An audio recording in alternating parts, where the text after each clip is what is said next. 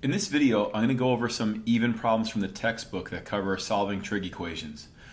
Number 52, what I'm going to do first is factor out the tan x because I see that it's common to both terms. So I'm going to write it off to the side, tan x. And when I take that out, I'm left with root 2 cosine x minus 1. Setting each of these factors equal to 0, I get tan x equals 0, and I get root 2 cosine x minus 1 is equal to 0, which means that root 2 cosine x is equal to 1, which means that cosine x is equal to 1 over root 2, which rationalizes to root 2 over 2. And what I'd like to do now is treat these as two separate problems. Now, tangent is equal to 0 at a quadrantal angle. And those angles where tangent is equal to 0, using this interval over here between 0 and 2 pi, it's going to happen at 0, and it's going to also happen at pi. So these are two of the answers. Now over here, cosine x equals root 2 over 2. Root 2 over 2 is a positive value. So what I'm going to do is I'm going to draw a set of axes.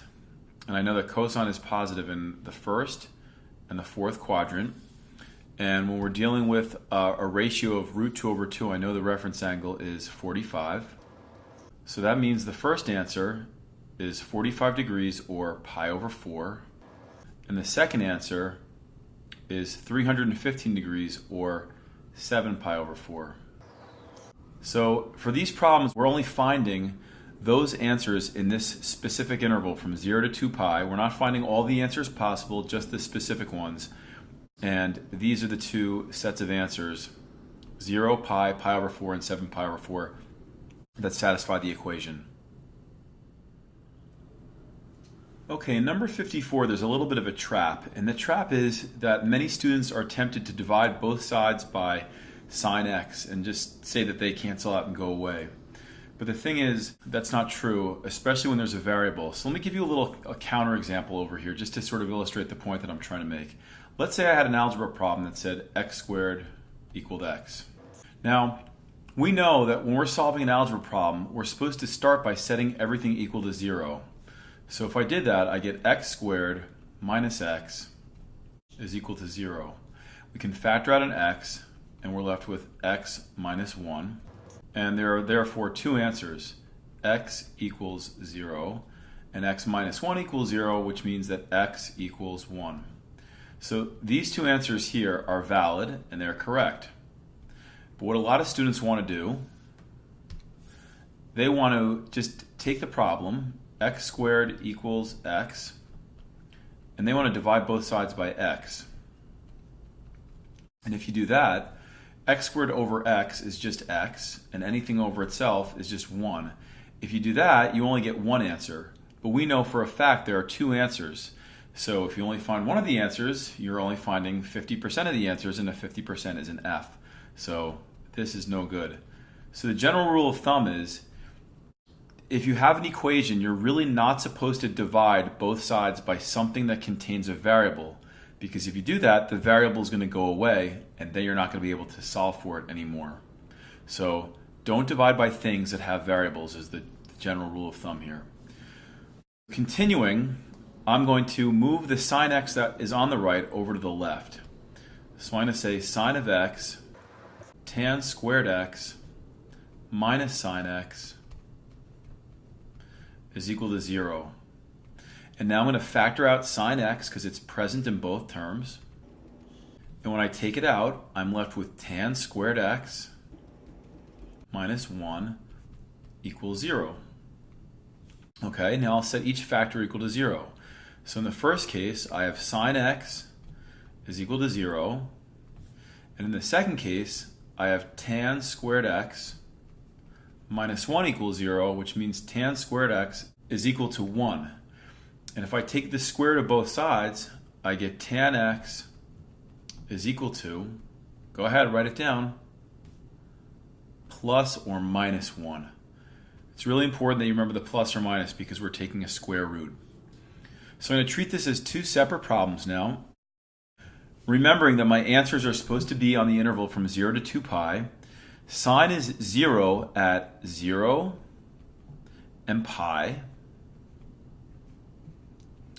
Now, tangent equals something positive in quadrants 1 and 3. So what I'm going to do is I'm going to put an arbitrary angle that terminates in quadrant 1 and an arbitrary angle that terminates in 3. And sine is something negative in 2 and 4. So there's my angle in 2, there's my angle in 4. And the reference angle, whose tangent is 1, is 45. So this is 45, this is 45, this is 45, and this is 45. So the first angle is just 45, or pi over 4. The next angle is 135, or 3 pi over 4. The third angle is 225, or 5 pi over 4. And the last angle within the given interval that satisfies this equation is going to be this big angle over here, which is 315, or 7 pi over 4. Okay, so this particular question has 6 answers. 0, pi, pi over 4, 3 pi over 4, 5 pi over 4, and 7 pi over 4. Okay, number 56 is 2 sine squared x is equal to 1. So I'm going to divide both sides by 2. Sine squared x is equal to 1/2. And then I'll take the square root of both sides. And we saw this in the last problem. When you take the square root, you need a plus or minus. We end up getting the square root of 1/2. Well, it just so happens that the square root of a fraction is the square root of the top, or numerator, over the square root of the bottom, or denominator. Now, the square root of 1 is just 1, and we'll leave root 2 alone for just a minute. And then we'll rationalize, because we don't want to leave a radical in the denominator. So when all is said and done, the square root of 1/2 is really root 2 over 2. Wow, I don't know what happened to that 2 there. This is a 2. Many students, if they respond too quickly, will say, oh, I know the square root of 1/2, it's a 4th. But that's actually 1/2 squared, and we're looking for the square root. So I'm going to draw a little set of axes here. And the top would suggest that sine x is equal to something positive, root 2 over 2. And sine is positive in quadrants 1 and 2. But if you read the bottom portion of this, it says sine of x equals negative root 2 over 2. And sine is negative in quadrants 3 and 4. The reference angle, whose sine is root 2 over 2, is 45. And I kind of feel like we just saw this in the last problem. So we're going to just cut to the chase. The 4 angles are going to be pi over 4, 3 pi over 4, 5 pi over 4, and then almost all the way around 7 pi over 4. So pi over 4, 3 pi over 4, 5 pi over 4, and 7 pi over 4.